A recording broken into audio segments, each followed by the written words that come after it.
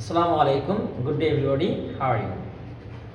আমরা ইংলিশে কথা বলি, কিন্তু আমাদের ইংলিশটা কেন জানি বাংলার মতো হয়ে যায়।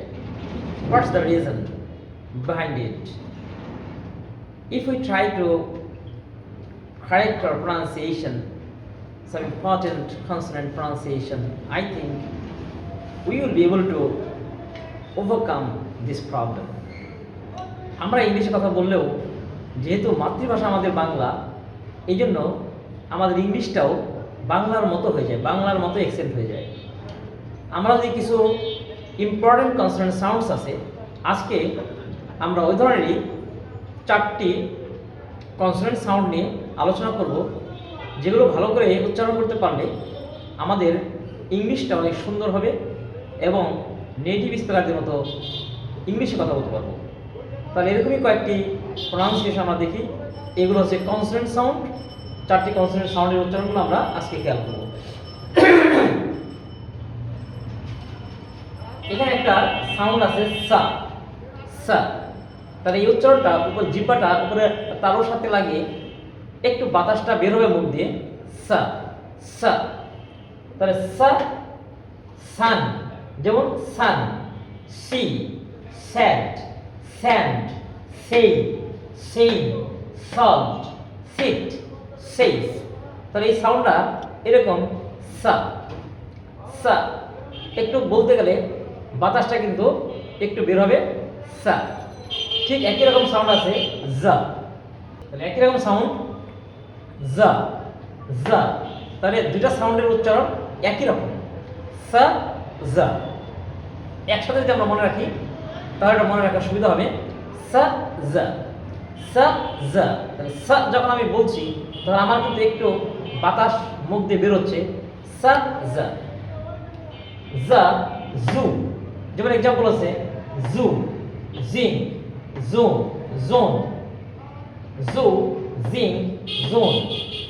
তাহলে এই উচ্চারণ আছে সা, জা, সা, জা, সা, সান, সি, স্যাড, স্যান, সেই, সেইন, সল্ট, সিট, সেই। তাহলে এই সা, সা এই উচ্চারণটাকে শুদ্ধ করে বলার জন্য আমাদের মুখে যদি যাতে কোনো প্রবলেম না হয়, তাহলে একটা সেন্টেন্স যদি আমরা প্র্যাকটিস করি তাহলে আমাদের এই সাউন্ডটা ক্লিয়ার হবে, মুখের মধ্যে বাজবে না এবং সুন্দর করে আমরা উচ্চারণ করতে পারবো। If we practice this sentence again and over again, again and again. If we practice this sentence again and again, 6 after 6 makes 66. 6 after 6 makes 66. The এই শব্দটা, এই সাউন্ডটা ক্লিয়ার করার জন্য আমরা একটা সেন্টেন্স সবসময় প্র্যাকটিস করব, তাহলে আমাদের এই সাউন্ডটা ক্লিয়ার হবে। Fuzzy wuzzy was a bear, fuzzy wuzzy had no hair.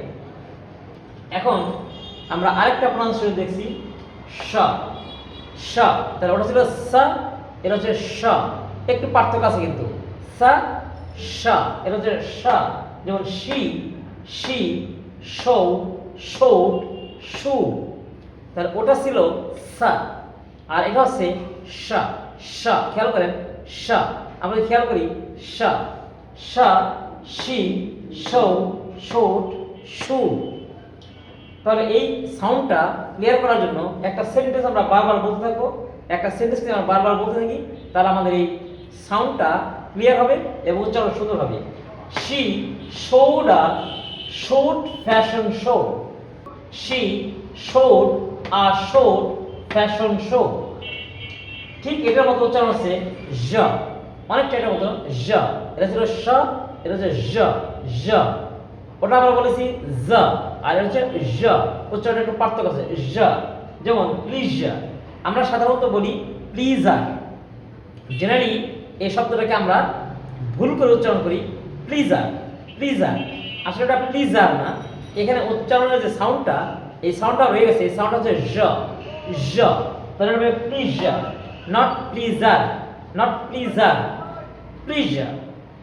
আমরা সাধারণত এই শব্দটাকে বলি মেজার, মেজার, কিন্তু আসলে এটা মেজার না, এটা হচ্ছে মিজা। তাহলে উচ্চারণ হচ্ছে জ।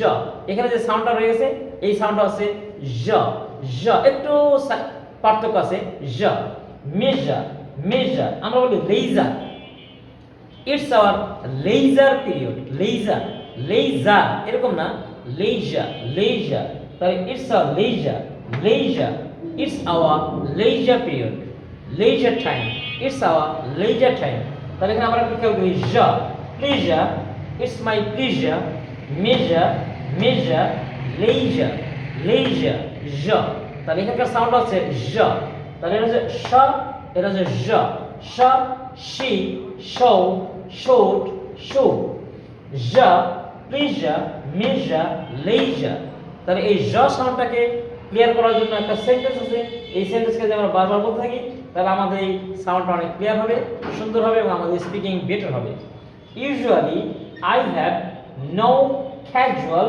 Laser pleasure usually I have no casual leisure pleasure ধন্যবাদ সবাইকে আমার ভিডিওটি দেখার জন্য এবং আমার আই বাটনে ক্লিক করে আমার অন্যান্য ভিডিওগুলো দেখার জন্য সবাইকে আমন্ত্রণ জানাচ্ছি থ্যাংক ইউ